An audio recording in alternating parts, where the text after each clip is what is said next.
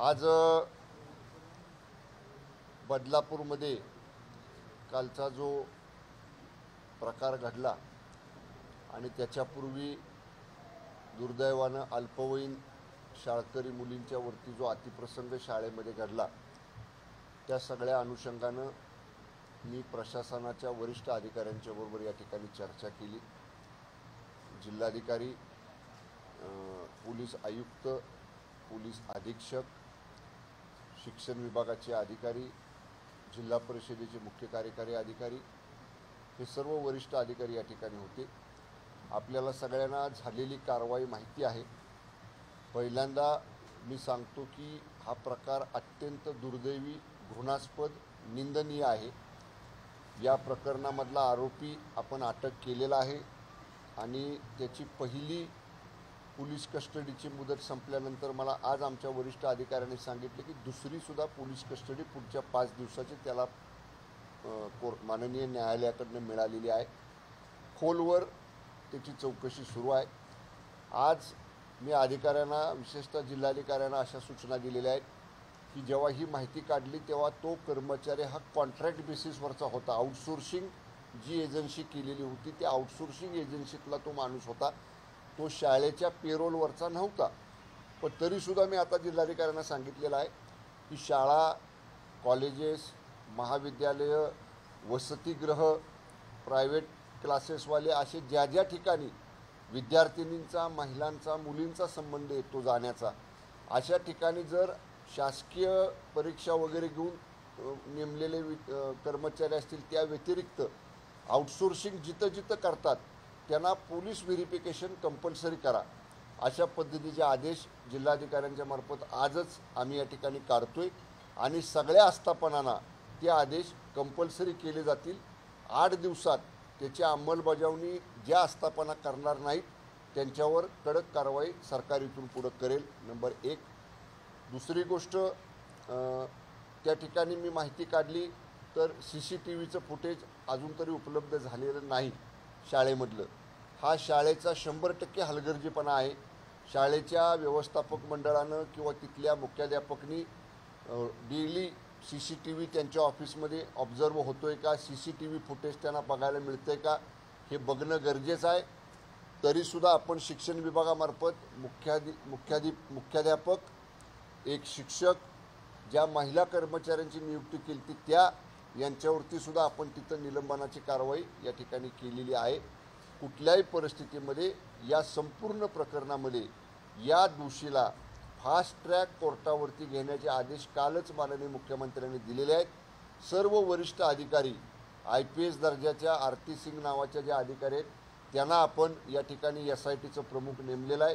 त्या स्वतः हा तपास पूर्ण या ठिकाणी करणार आहेत आणि शासनाचा प्रतिनिधी म्हणून मी या ठिकाणी विश्वासानं सांगतो की एक बाब या गुन्ह्यामधली माननीय न्यायालयापुढं फास्ट ट्रॅक कोर्टापुढं आपण आणू आणि या नराधम आरोपीला 100% फाशी कशी होईल या दृष्टीनं सगळ्या बाबी आम्ही न्यायालयापुढं आणू। दुसरी बाब, जो काल आंदोलनाचा प्रकार घडला बदलापूर रेल्वे स्थानकावरती, त्या प्रकरणामध्ये दुर्दैवानं 8-9 तास सार्वजनिक व्यवस्थेचा खोळंबा झाला। अनेक ज्येष्ठ नागरिकांना, अनेक ज्येष्ठ स्त्रियांना, अनेक रुग्णांना, अनेक विद्यार्थी-विद्यार्थिनींना सुद्धा या रेल रोकोचा फटका बसला आणि त्यांच्यासुद्धा प्रचंड मोठ्या अडचणी काल निर्माण झाल्या। या बाबतीत सुद्धा काल शासनानं जे काही नियमानुसार आपण गुन्हे दाखल करतो ते गुन्हे दाखल करायचे आदेश दिलेले आहेत। पण सकृतदर्शनी माझ्यासारख्या व्यक्तीला जे जाणवतंय ते या आंदोलनामध्ये माझी मुख्यमंत्री माझी लाडकी बहीण या योजनेचे बॅनर्स लोकांनी तयार करून आणले होते आणि आत्ता जी माहिती मिळते आहे त्यानुसार स्थानिक बदलापूरच्या नागरिकांव्यतिरिक्त बाहेरून आलेले नागरिक किंवा बाहेरून आलेली लोक इंटेन्शनली, म्हणजे जाणीवपूर्वक हे करण्यासाठी आलेले लोक अशी सुद्धा काही या ठिकाणी त्याच्यात सकृतदर्शनी आढळलेली आहेत। त्याचीसुद्धा सखोल चौकशी करायचे आदेश मी पोलीस आयुक्तांना या ठिकाणी दिलेले आहेत। म्हणजे अशा घृणास्पद घटनेचा ज्याचा निषेध सरकारने केला आहे, जी दुर्दैवी घटना आहे, या घटनेचं सुद्धा काही लोक राजकारण करून त्या आंदोलनामार्फत आणखीन काही वेगळा विचार लोकांच्या मनामध्ये घालायचं काम ज्यांनी कुणी केलं या सगळ्याची वरिष्ठ पातळीवर वरिष्ठ अधिकाऱ्याकडनं चौकशी केली जाईल आणि जाणीवपूर्वक हे आंदोलन भडकवण्याचा जर कुणी प्रयत्न केलेला आढळून आलं तर त्यांच्यावर सुद्धा कडक कारवाई या ठिकाणी केली जाईल.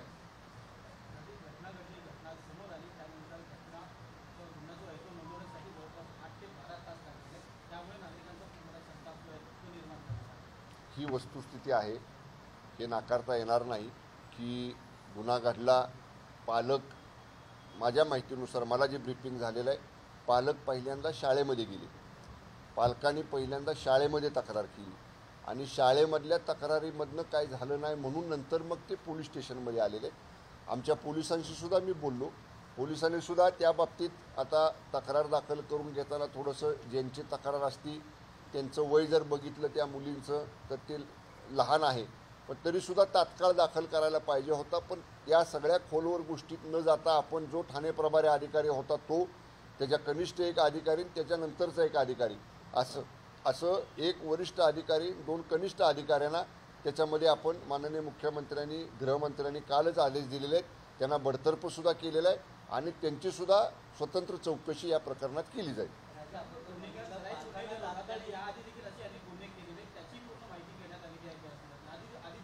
या बाबतीत मी आत्ता आयुक्तांच्याशी मगाशी बोललो. हा जो गुन्हेगार आहे, यानं जो गुन्हा केला आहे त्याची सगळी बॅक हिस्ट्री तपासण्याचं काम आपण पोलिसांना करायला सांगितलेलं आहे. या बाबतीत पूर्वी तो कुठं कामाला होता, कारण माझ्या माहितीनुसार 3 का 4 महिन्यापूर्वी आत्ताच रिसेंटलीच तो हजर झाला होता, तिथं कामाला आला होता. जुनं सगळं ट्रॅक रेकॉर्ड त्याचं तपासलं जाईल आणि जुन्या ठिकाणी जुने असे कुठं जरी गुन्हे त्याचे एवढ्या मुंबई, ठाणे, नवी मुंबई, बेलापूर या परिसरातच नाही, बदलापूर इथंच नाही, इतर कुठंसुद्धा जर त्याच्यावरती गुन्हे महाराष्ट्रात असतील तर त्याचीसुद्धा माहिती राज्याच्या पोलीस महासंचालकांना या ठिकाणी माहिती घेण्याचं सांगण्यात येईल आणि जुनेसुद्धा जर काही गुन्हे असतील तर एकत्रित त्याच्यावरती या दोषारोप पत्रामध्ये त्याचासुद्धा समावेश केला जाईल.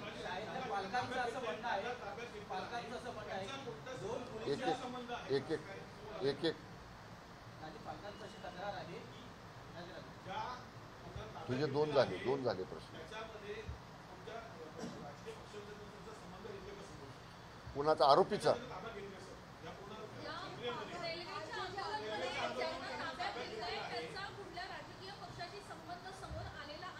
याचा अर्थ तुम्ही आता आंदोलनाचा प्रश्न विचारताय, रेल रोकोचा.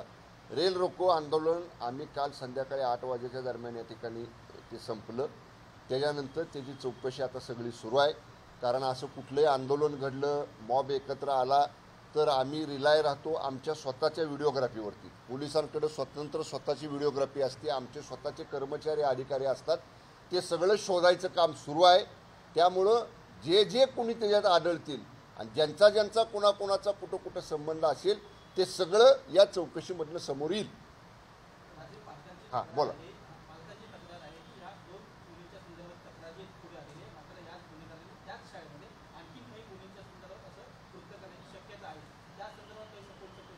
त्याची सुद्धा चौकशी केली जाईल.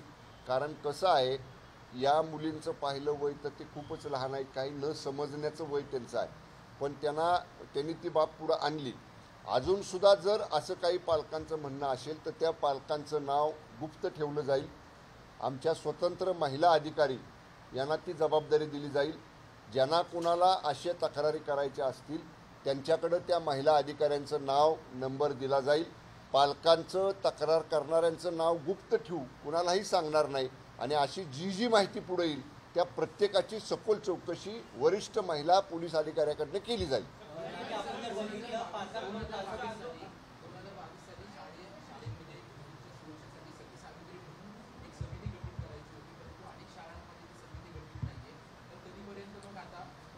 आज या संदर्भामध्ये माननीय शिक्षण मंत्री महोदय या ठिकाणी येत आहेत. ते आल्यानंतर या बाबतीत सविस्तरपणानं ते या ठिकाणी बोलतील.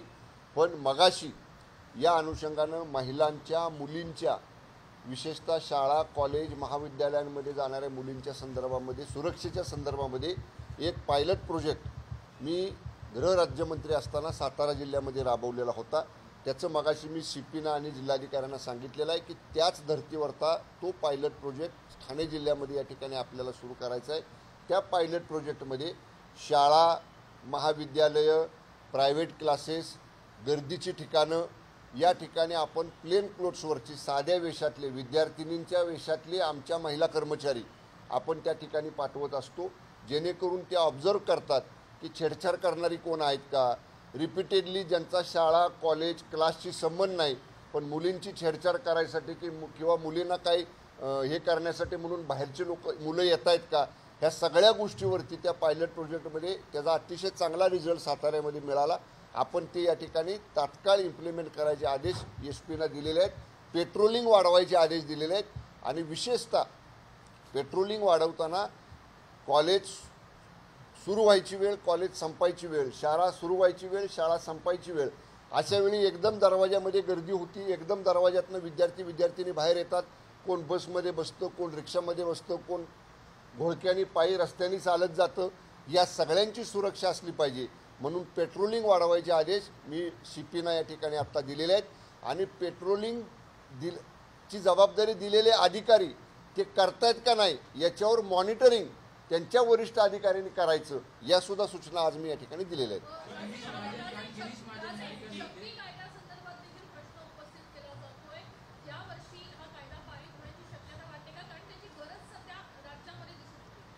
या बाबतीतला निश्चितपणे विचार हा मागं शक्ती कायद्याच्या संदर्भामध्ये विधिमंडळामध्ये सुद्धा चर्चा झालेली होती आणि महिलांच्या सुरक्षेच्या संदर्भामधला शक्ती कायदा या संदर्भात निश्चितपणे माननीय मुख्यमंत्री आणि दोन्ही माननीय उपमुख्यमंत्री एकत्र बैठक घेऊन याच्यावर निश्चितपणे योग्य तो निर्णय लवकरच घेतील। पहिला मराठी कोण येतो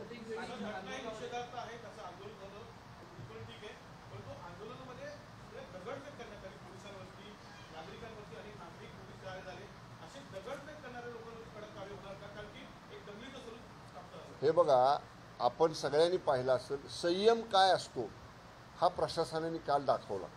म्हणजे याच पद्धतीनं आम्हाला पहिल्या अर्ध्या तासामध्ये सुद्धा लाठीचार्ज करता आला असता, पण आमचे माननीय मंत्री महोदय गिरीश महाजन साहेब 1 तास विनंती करत होते। माझे सगळे सहकारी अधिकारी इथले स्वतः अर्धा 1 तास माईकवर विनंती करत होते आणि आम्ही त्यांना सगळ्या आंदोलनकर्त्यांना विनंती करत होतो की आम्ही कारवाया काय केल्या ते सांगितलं आणि तुम्ही ट्रॅक मोकळा करा, बाजूला या आणि तिथं चर्चा करू आपण। पण ज्यांना हे आंदोलनच करायचं होतं किंवा जाणीवपूर्वक हे चिघळवायचंच होतं अशा लोकांनी हे एवढ्या लांब वेळापर्यंत या ठिकाणी ते ताणलं। पण संयम काय असतो हे प्रशासनानं काल दाखवलं। पण सामान्य लोकांचे फोन यायला लागले, रेल्वे प्रवाशांचे फोन यायला लागले, रेल्वेमधनं प्रवास करणाऱ्या वृद्धांचे नातेवाईकांचे फोन यायला लागले आणि मग वेगळं काही ह्यातनं पुन्हा रात्रीची वेळ आहे घडू नये म्हणून आपल्याला थोडासा बळाचा वापर करून ते आंदोलन काल संपवावं लागलं। पण ज्यांनी कुणी जाणीवपूर्वक आंदोलन चिघळवण्याचा आणि पोलिसांवर दगडफेक करून सरकारी कामात अडथळा आणण्याचा आणि पोलिसांना ऑन ड्रेस वर्दीवर असणाऱ्या पोलिसांना इजा पोचवण्याचं ज्यांनी कुणी काम केलं असेल त्या रेकॉर्डिंगमध्ये ऑफिशियल जे पोलिसांमार्फत रेकॉर्डिंग केलेलं आहे त्या रेकॉर्डिंगमधनं ते शोधून काढलं जाईल आणि एकाही अशा दोषीला सोडलं जाणार नाही।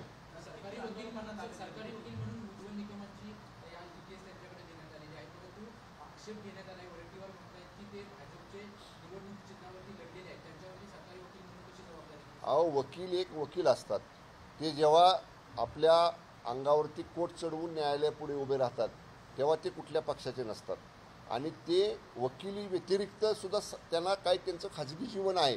त्यामुळं प्रत्येक ठिकाणी पक्ष आणायचा, प्रत्येक ठिकाणी राजकारण आणायचं हे आता वडिटीवाराने थांबवलं पाहिजे। उज्ज्वल निकम साहेबांनी इतक्या मोठ्या केसेस हँडल केल्यात आणि गुन्हेगारांना शासन केले, त्यामुळं त्यांच्या सगळ्या बुद्धिकौशल्याचा, त्यांच्या सगळ्या ज्ञानाचा, त्यांच्या सगळ्या कायद्याच्या नॉलेजचा या केसमध्ये उपयोग करून या नराधमाला फाशीच झाली पाहिजे यासाठीच उज्ज्वल निकम साहेबांची नियुक्ती आपण केलेली आहे।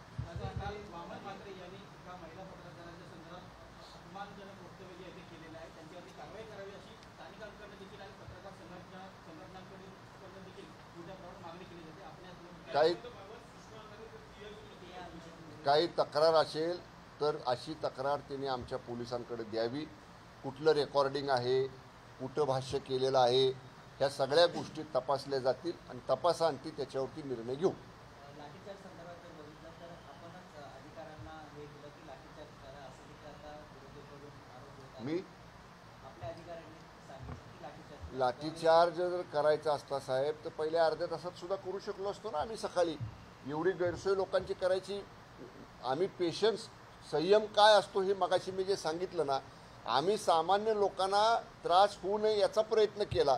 पण मी परत सांगतोय, प्रवास करणाऱ्या वृद्ध रेल्वे प्रवाशांच्या नातेवाईकांचे फोन आले, काही विद्यार्थीनींच्या पालकांचे फोन आले, अनेक लोकांचे फोन आले की आमचे प्रवासाला गेलेले माणसं कुठं आहेत आम्हाला काही समजत नाही. आणि म्हणून लोकांच्यात पॅनिकनेस येऊ नये, रात्रीची वेळ आहे, वृद्धांना, विद्यार्थ्यांना, महिलांना त्रास होऊ नये म्हणून अल्प प्रमाणामध्ये बळाचा वापर करून आम्हाला ते आंदोलन काल या ठिकाणी थांबवावं लागलं. ओके, याच्या बाबतीतला निर्णय स्थानिक पोलीस अधिकारी आणि जिल्हाधिकारी घेतील. आम्ही प्रशासनाच्या अशा कामांमध्ये, कारण शेवटी लॉ अँड ऑर्डर मेंटेन करायसाठी, कायदा सुव्यवस्था अबाधित राखण्यासाठी अफवा लोकांनी पसरवू नयेत. लोकांच्या एखाद्या अफवेमुळं काहीतरी चुकीचं घडू नये याची प्रिकॉशन म्हणून ही खबरदारी जिल्हाधिकारी आणि पोलीस अधीक्षकांनी घेतलेली आहे. हे दोघं जण परिस्थिती निवळल्यानंतर याच्यावर निर्णय घेतील. ओके,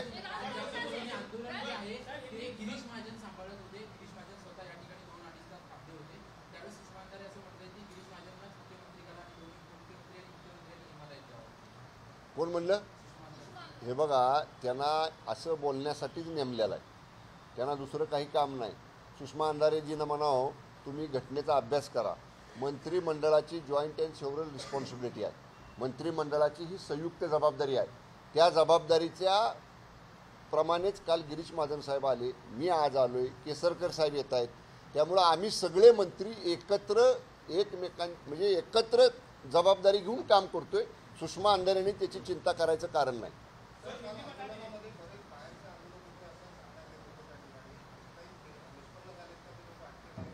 पोलीस तपासाच्या बाबी अशा उघड करायच्या नसतात. त्याची चौकशी सुरू आहे. लवकरच आंदोलनाच्या पाठीमागे खरे चेहरे कोण होते हे समोर येईल. याच्या बाबतीत साधारणतः 70-80 लोकांना ताब्यात घेतले, 60-70 लोकांना ताब्यात घेतलेलं आहे. आज आपण प्रोड्यूस करतोय ना, 68 कोर्टापुढे आपण त्यांना प्रोड्यूस पण केलेलं आहे. पण हे 68 अंतिम नाहीत. अजून आमचे क्लिप शोधायचं काम सुरू आहे, रेकॉर्डिंग बघायचं काम सुरू आहे. त्या रेकॉर्डिंगमध्ये जे लोक येतील त्या लोकांना त्याप्रमाणे या ठिकाणी गुन्ह्यामध्ये या ठिकाणी त्या तपासामध्ये घेतलं जाईल.